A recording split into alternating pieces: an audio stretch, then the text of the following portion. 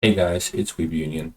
This video is based on reports that Russia is preparing for a counteroffensive in around Kherson. And with how the front line looks, I'm assuming the main target is going to be Mykolaiv. So I'm making this video to look at how that would happen. Now I've marked out important spots in and around the city. Mainly, there are two airfields, well, an airfield and an airstrip. There are two significant bridges that connects the city to this area and this area across these two rivers. And then there are three potential crossing points. We'll look a bit more on them later. Now, what I expect the Russians to do first is to initiate attacks on three separate fronts, from the south, from the center, and from the north.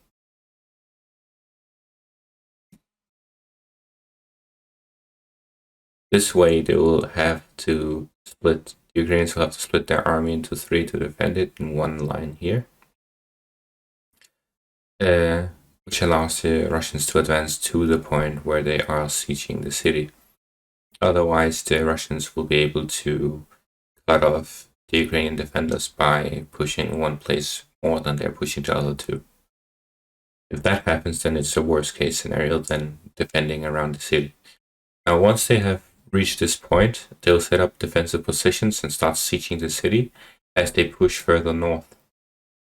Here they will secure the crossing points and further up north along the river line. And they will attempt to cross the river. They will push down south and west to the next river point. Once they've taken both areas here, they will start a defensive line further up the river.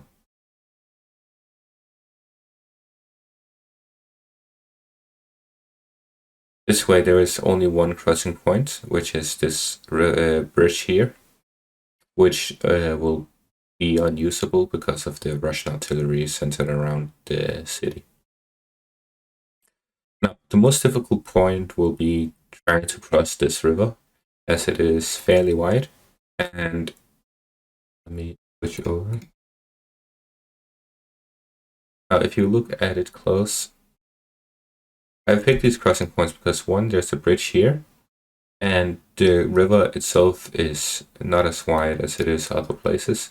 And if you look before and after it, there are villages here, which will allow for cover points from artillery on the Ukrainian side. This side, it is one of the shortest areas to cross. And finally here, it is because of the cover on the other side. Now, the most challenging part will be to counter the Ukrainian artillery. This will most likely be done in a way where the Russians will advance at a pace that allows them to get closer to the Ukrainian artillery and air defense by the fact that they wouldn't expect the Russians to advance quickly, and then they will really test their ability to conduct combined arms operations, as what will follow will be the need to use their drones and air force to destroy the Ukrainian artillery and allow them to cross the river early on. The longer it takes, the more reinforcements Ukraine will receive.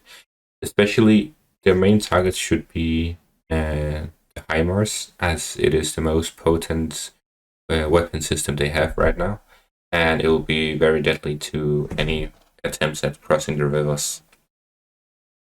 If they manage to do that, destroy the enemy artillery, the city is basically over, as no matter how many troops they have in the city, without the artillery support to prevent the Russians from operationally encircling them, then they cannot win, as we've seen in the other two cities where they have been operationally encircled.